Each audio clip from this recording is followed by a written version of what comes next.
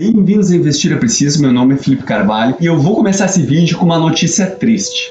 É bem provável que quem mais precise assistir esse vídeo não vai estar vendo. Então eu conto com a tua ajuda. Até o final desse vídeo, tu pensar em alguém que tu acha que pode ser beneficiado com esse tipo de conteúdo, só tem o trabalho de compartilhar o link desse vídeo com ela. E não faz mais nada. A pessoa também tem que se ajudar, né? Nesse vídeo eu vou te mostrar com dados. Será que vale a pena tu investir em um fundo de investimentos? Ou seja, tu entregar teu dinheiro nas mãos de um profissional do mercado e não se preocupar com nada? A ideia é muito lógica, tem até um argumento que talvez tu já tenha ouvido falar, que é: se alguém está precisando de cirurgia de coração, tu vai atrás de um médico, que é um profissional qualificado para aquilo. Tu não vai tentar estudar para tu fazer aquela cirurgia de coração. E o argumento é lógico e eles tentam aplicar essa mesma lógica em relação aos investimentos. Mas será que essa mesma lógica se aplica no mundo dos investimentos? Fica até o final desse vídeo que eu vou te trazer 2 artigos bem interessantes com dados reais sobre esse assunto. Eu vou trazer também uma história real que aconteceu com alguém bem próximo da minha família em relação a esse assunto. E no final eu concluo com a minha opinião. E aí tu vai estar, acho que, bem embasado para tirar as tuas próprias conclusões. Esse é o primeiro artigo, ele é de 2019 e o título é Habilidades de Investimento e Execução de Fundos no Mercado Brasileiro. Eu vou deixar esses 2 artigos lá no meu grupo do Telegram. Caso tu tenha interesse, o link está na descrição. Esse é um artigo de uma tese de mestrado. Ele tenta investigar se os fundos de investimento geram retornos extraordinários que justifiquem as altas taxas que geralmente eles cobram. E aqui na introdução ele já sai afirmando que outros estudos concluíram que após o pagamento das taxas não existe geração de alfa para o cotista. Ou seja, ele não está tendo um benefício traduzido para uma maior rentabilidade por fazer essa opção de investir através de um profissional de investimento. E ele também segue falando aqui que geralmente os fundos que foram melhores no passado têm a tendência de captar mais recursos. E isso é muito fácil da gente entender. Geralmente, muitas pessoas, quando vão começar a investir ou quando elas são apresentadas para uma opção de investimento, a informação basicamente mais importante que as pessoas olham é qual foi o retorno dos últimos anos. E aí, os fundos que têm maiores retornos, eles tendem a ser mais atrativos para os investidores. Mas é muito engraçado, porque ao mesmo tempo que fica mais fácil do fundo ganhar mais dinheiro e ele crescer de tamanho, geralmente quando o fundo cresce muito de tamanho, isso acaba dificultando com que ele no futuro continue entregando bons resultados. Pensa um pouquinho numa analogia. É mais fácil tu manobrar uma lancha, um barco pequeno, ou tu ter que manobrar um transatlântico gigante? Antes da gente ver os principais resultados desse estudo, eu achei muito curiosa essa figura aqui, porque ela mostra claramente que o comportamento do investidor muitas vezes é destrutivo para o seu patrimônio. E esse gráfico está mostrando 3 tipos de fundos de investimento: fundos de renda fixa, fundos de ações e fundos de multimercado. Como é que foi a captação líquida, ou seja, quantas pessoas botaram dinheiro menos quantas pessoas sacaram dinheiro. Se as barrinhas estão para baixo, quer dizer que mais pessoas sacaram do que mais pessoas investiram. E se a barrinha está mais para cima, quer dizer que mais pessoas investiram do que pessoas sacaram. E a gente pode ver que 2008 e 2014, 2015 foram anos de muita instabilidade nos mercados. Os investidores provavelmente ficaram com medo e sacaram mais dinheiro. E ao passo que em outros anos em que o mercado teve um retorno positivo, é mais fácil de tu ver que os investidores ficam mais animados para investir o seu dinheiro. Ou seja, eles estão garantindo que eles compram na alta e vendem na baixa. Então fica muito atento a esse comportamento que é destrutivo para o teu patrimônio e não tem necessariamente a ver com a capacidade de gestão dos profissionais dos fundos. Porque mesmo que tu deixe teu dinheiro nas mãos de uma outra pessoa, tu ainda vai ter a decisão de quando que tu vai investir e quando que tu vai sacar esse dinheiro. Então, muito cuidado com isso. Chegando nas principais conclusões do estudo. Nesse estudo, ele analisou 1.176 fundos de investimento. E após considerar as taxas, ele viu que apenas 15%, quase 16%, geravam alfa positivo. Isso deu em torno de 185 fundos dos 1.176 analisados. E ao passo que 27 fundos geraram alfas negativos. E não está escrito aqui, mas a gente pode concluir dos dados, é que 964 fundos não geraram de forma estatisticamente significativa alfas positivos nem negativos. Eles ficaram ali no meio do campo. Ou também, se tu quiser analisar de uma outra forma, esses 964 fundos não foram superiores do que tu investir em um ETF que a gente sabe que tem taxas muito mais baratas. E ele segue concluindo que a chance de escolher um fundo muito ruim, ela é pequena, mas o potencial prejuízo que tu vai ter caso tu escolha alguns desses fundos, ele é muito grande. E aqui só lembrando que o autor classificou como fundo ruim apenas aqueles que tiveram resultado de alfa negativo de forma estatisticamente significativa. Mas eu acho que a gente também poderia pensar que não é um fundo bom aqueles 964 fundos que não trouxeram nenhum benefício para o cotista, já que teriam formas de investimento mais barata, como a gente já falou. E o estudo também concluiu que os fundos não foram capazes de evitar o que ele chamou de efeito de constrangimento de capacidade. Foi aquele efeito que eu já expliquei, que quanto mais o fundo cresce, mais difícil fica para ele entregar bons resultados. Antes da gente fazer mais conclusões, vamos para o próximo estudo. Esse é um estudo mais completo, mais robusto, porque ele é de uma tese de doutorado e ele é bem mais extenso também, ele tem mais de 100 páginas. Vamos começar a analisar o que esse estudo diz para a gente. E começa a tese trazendo uma revisão bibliográfica e também mostra que os fundos, em média, não conseguem trazer retornos extraordinários para os cotistas. E o estudo também quis analisar quais os efeitos da taxa de administração e da taxa de performance no desempenho do fundo. A tese é bem extensa, ela tem várias hipóteses. Caso tu queira ler na íntegra, eu já falei que vai estar lá no meu grupo do Telegram, mas vamos ver aqui um resumo dos principais achados do estudo. Ele conclui aqui, em média, o retorno líquido, que ele é o retorno após o pagamento das taxas, ele não gera nenhum resultado de valor extraordinário para os cotistas. Mas quando se considera o resultado bruto, há evidência que sim, o fundo consegue gerar um valor extraordinário, só que essa performance superior ela acaba não chegando aos cotistas justamente em consequência daquelas taxas de administração e de performance que o investidor paga ao investir naqueles fundos. Então, por mais que possa ter alguma habilidade do gestor, essa habilidade acaba não chegando, em média, para o investidor do fundo de investimento. E uma coisa interessante que o autor concluiu, que a gente poderia pensar, gestores mais experientes eles podem trazer melhores resultados. Mas será que é isso? Mas o que ele mostra nesse trabalho é que existe uma tendência de gestores mais experientes a correrem menos risco. Gestores com menos reputação que estão iniciando no mercado, eles são mais propensos a correr risco e talvez consigam resultados melhores para fazer um nome no mercado. Depois que tu já está com o teu nome estabelecido, mais importante seria que a tua reputação não fosse abalada. Portanto, acaba tendo um incentivo para que os gestores acabem, em média, correndo menos risco e com isso eles têm menos probabilidade de continuar entregando aqueles retornos excelentes que eles tinham em períodos anteriores. Ele fala aqui também um pouquinho sobre um conflito de interesses, porque o gestor mais experiente, como eu já falei, ele não quer ter sua reputação manchada. Então pode ser que seja mais interessante para ele gerir vários fundos, porque aí ele coleta várias taxas de administração que independem do resultado do fundo, ele vai receber aquela taxa da mesma maneira, mesmo que o seu desempenho acabe tendo uma leve piora e com isso ele não recolha mais tantos valores em decorrência de taxas de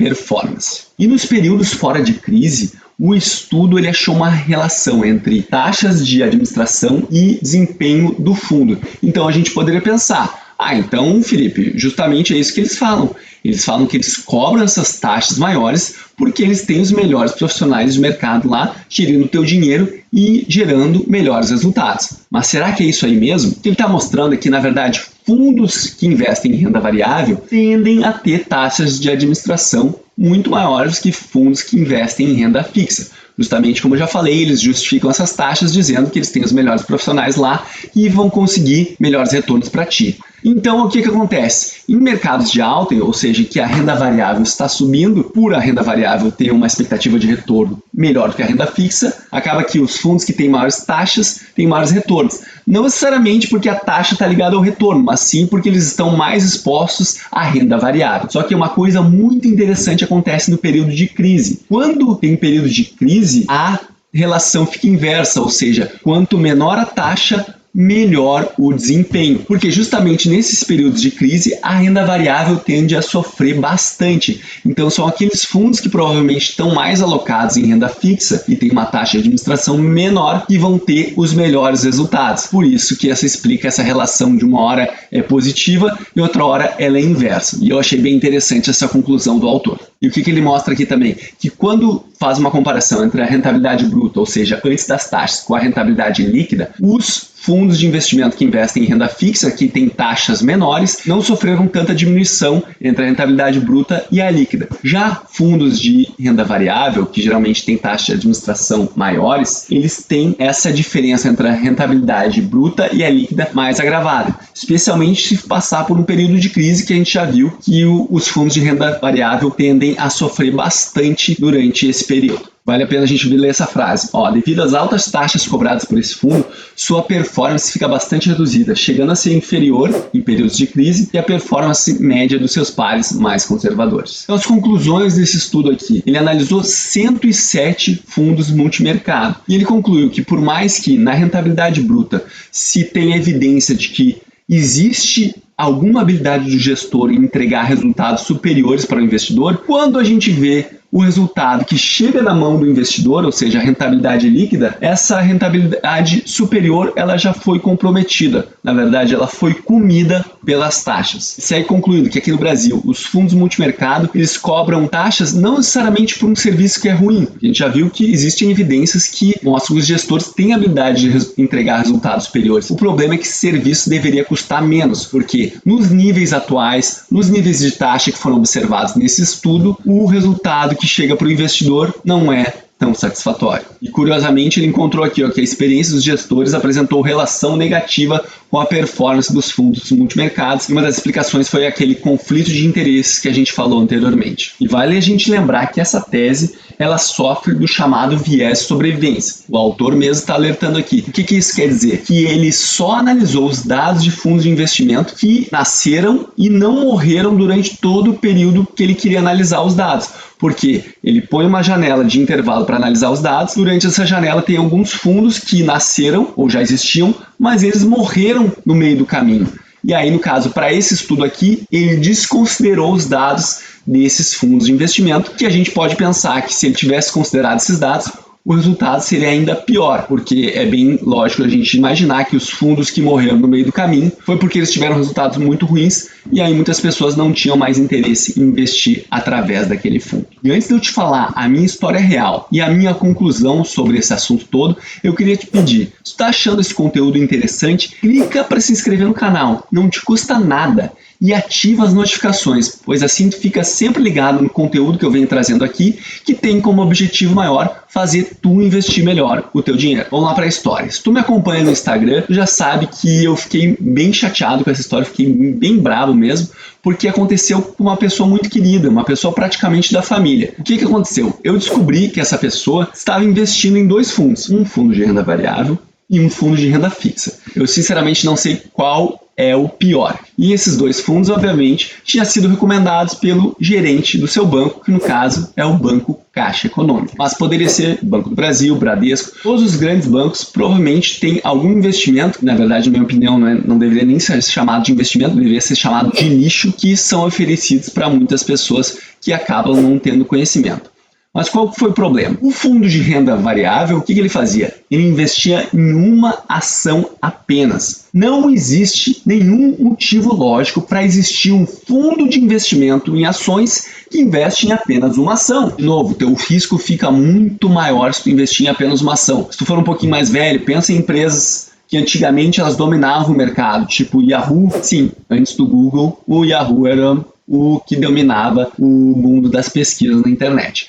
E também tinha a Blockbuster. Provavelmente tu não se lembra, mas antes do Netflix existia uma coisa chamada locadora de vídeo. Tu pegava um equipamento desse tamanho, tu botava no teu videocassete, tu assistia um vídeo, depois tu pegava, tinha que rebobinar. Se tu não rebobinasse, tu tinha multa e aí tu devolvia. A Blockbuster era uma das maiores empresas de locadoras de vídeo. E hoje essas empresas praticamente não são mais relevantes no mundo atual. Então esse é o perigo que tu corre ao investir em apenas uma ação. Tu não tem como prever quando que isso pode acontecer com alguma ação, mas obviamente quando tu investe em grupo de ações é muito improvável que isso aconteça com todas elas. E por coincidência, essa ação que esse fundo investe é uma ligação com a Caixa, é uma parte de seguros que agora foi desmembrada, foi feito o IPO recentemente. Mas assim, não tem nenhum motivo a não ser dar mais lucro para o banco, porque eles não têm praticamente nenhum trabalho e coletam grandes taxas com isso, tu tem um fundo de investimento que investe em só uma ação. Justamente a tese de um fundo de investimento é tu ter um gestor que vai fazer uma estratégia para ter um resultado melhor do que tu teria. Se é para comprar apenas uma ação, vai lá tu e compra. E apesar da taxa desse fundo não ser tão absurda, se tu fizesse o investimento de forma direta, ou seja, tu fosse lá e comprasse aquela ação, tu ia ter um custo 600 vezes menor. Na verdade, um pouco mais de 600 vezes menor. E tu ainda pode pensar e olhar, mas Felipe, mas essa taxa que o fundo está cobrando não é tão grande. Sim, não é tão grande, mas primeiro, não deveria existir um fundo que só investe em uma ação. Espero que tu entenda isso, fique bem claro e saia repetindo para todo mundo, que daqui a pouco tu também vai descobrir que tem alguém na tua família caindo nessa cilada. Mas o fato é, existem ETFs, ou seja, tu poderia ter uma carteira diversificada, basicamente um investimento completo, pagando taxas menores essas do que esse fundo de investimento está te cobrando para investir em apenas uma ação. Mas voltando agora para o fundo de renda fixa, ele também era horrível, porque ele não pagava em média nem 60% da taxa Selic. Ali em 2020, ele chegou a render apenas 35% da taxa Selic. E isso é muito devido ao efeito daquele númerozinho que tu acha pequeno, de 1,70% de taxa de administração. Esse é um dos grandes responsáveis por fazer essa grande diferença no rendimento que está chegando no bolso do investidor. E se tu vê, em 5 anos, a diferença desse investimento foi em torno de 55%. Isso quer dizer, se uma pessoa tivesse investido 100 mil reais nesse fundo lixo e outra pessoa tivesse investido 100 mil reais em algo que pagasse 100% da Selic, para simplificar aqui, vamos dizer um tesouro Selic da vida, a diferença no final desses 5 anos ia ser 55 mil reais. É pouco para ti e não sei para você, mas para mim isso não é um valor que eu gostaria de deixar com o banco quando que ele poderia estar no meu bolso. E lembrando que esses dois investimentos foram recomendados por um profissional do mercado, no caso o gerente da Caixa. Eu acho que já deu para perceber qual vai ser minha conclusão, né? Aquela história de contratar um médico quando tu quer fazer uma cirurgia de coração, ela tem lógica, mas ela não faz muito sentido quando o assunto é investimentos, porque o médico, ele não está, ou pelo menos não deveria estar sendo remunerado pela empresa de equipamentos médicos que ele vai usar na cirurgia, por exemplo. Já no mercado de investimentos, existem muitos agentes que têm muitos conflitos de investimento, ou seja, eles ganham mais dinheiro não necessariamente por te dar a melhor indicação, mas pela indicação que eles vão ganhar uma comissão maior. Acaba existindo um desalinhamento de interesses. E óbvio que ela só vai recomendar o que tem dentro da loja dela. Tu nunca viu um vendedor, tu vai lá comprar uma roupa e tu pede uma opinião e ele diz, não compra nada aqui só tem roupa mais cara, tu pode ir na loja da esquina ali e encontrar a mesma roupa com um custo muito menor. Deu para entender? Então, para mim, se tu realmente quer ajuda de um profissional para fazer os teus investimentos por ti, não quer nem ter o trabalho de executar a parte operacional, que é entrar no teu computador e fazer o envio das ordens ocasionalmente, eu acho que o serviço mais interessante para ti seria o de carteira administrada, onde o profissional ele é realmente remunerado por uma taxa fixa. E aí não vai fazer diferença para ele se ele está te recomendando um investimento A ou B, porque ele vai estar sendo remunerado da mesma maneira. Ou até tem alguns que são remunerados pelo percentual de dinheiro que ele tem investido contigo. Então eles têm interesse que o teu investimento cresça ao longo do tempo. Eu acho que essa estrutura de investimentos ela é muito mais alinhada com o investidor. Mas antes que tu pense, ele está falando isso, ele fez esse vídeo porque ele está querendo me vender algo. Deixa eu te relembrar que eu não sou patrocinado por ninguém e eu não faço esse tipo de serviço de carteira administrada. Eu sou muito mais da filosofia que o investidor é a melhor pessoa para cuidar do seu dinheiro. Então, tu precisa construir um mínimo de conhecimento financeiro para cuidar do teu dinheiro, mesmo que seja para pedir auxílio a um profissional. Porque se tu não tiver um mínimo de base financeira, como é que tu vai conseguir julgar se aqueles conselhos que o profissional está te dando, eles fazem sentido? Com menos de 5 horas de conteúdo focado em investimentos, eu tenho certeza que a maioria das pessoas, como foi o caso da pessoa que eu contei ali na história, ela evitaria de cair nesses lixos financeiros com apenas uma base mínima de alguns conhecimentos. Porque se tu ficar completamente dependente de uma pessoa, tu vai ser a próxima pessoa que vai cair naqueles lixos financeiros que nem deveriam ser chamados de investimento. Felipe, então tu está dizendo que nunca faz sentido investir com um profissional de investimentos, investir num fundo de investimentos? Está querendo dizer que tu é o mais esperto do mercado, que ninguém no mercado sabe nada? Não, não é isso que eu estou dizendo. Eu estou dizendo que aquela ideia que geralmente as pessoas que fazem esse tipo de investimento, elas têm, que é, eu não sei nada sobre investimentos, Então eu não preciso aprender nada, eu vou simplesmente botar meu dinheiro nas mãos de um profissional. Eu acho que ela é muito perigosa. Existe uma minoria de fundos que conseguem entregar bons resultados ao longo do tempo. A questão é, para tu conseguir identificar esses fundos, para fazer uma boa seleção deles, tu vai ter que ter uma bagagem de conhecimento financeiro para conseguir fazer essa análise. Ou seja, aquela ideia que tu não precisa saber nada para botar teu dinheiro nas mãos de um profissional, ela cai por terra. Para mim, essa lógica é perigosa e não faz muito sentido. Ah, Felipe, mas eu tenho minha profissão, não tenho tempo para ficar gerenciando meus investimentos. Olha, eu entendo isso, mas eu também sei que adquirir uma base de conhecimento é questão de prioridade. Vamos lá, tu ficou anos no colégio, ficou mais alguns anos na faculdade. Eu tenho certeza que com um pouco de esforço focado, em menos de 6 meses, que é menos do que um semestre da faculdade, as pessoas conseguiriam adquirir uma base sólida de educação que já ia evitar delas fazerem muitas cagadas. E tu não precisa ter resultados extraordinários. Se tu não fizer muita cagada e investir com um método, daqui a pouco com uma estratégia passiva por ETFs ou alguma estratégia quantitativa que não vai te tomar muito tempo por mês, tu já teria excelentes resultados no longo prazo e tendo um custo muito menor por isso. Comenta abaixo se tu concorda com essa minha opinião ou não e se vocês já caíram em algum desses nichos financeiros. E eu também queria que vocês fizessem uma pesquisa dentro da família de vocês. Vê se daqui a pouco não tem alguém que está investindo por indicação de algum gerente nesses fundos de investimento, tanto de renda variável, que daqui a pouco estão investindo só em uma ação, ou de renda fixa, que daqui a pouco estão rendendo menos que 100% do CDI, que eu acho que hoje não se deveria aceitar menos do que isso. Afinal, a gente já tem uma concorrência no setor em que existem possibilidades com graus parecidos de risco e que entregam essa rentabilidade. E também o que tu achou dos artigos apresentados. Lembre-se que investir é preciso. Um grande abraço e até a próxima.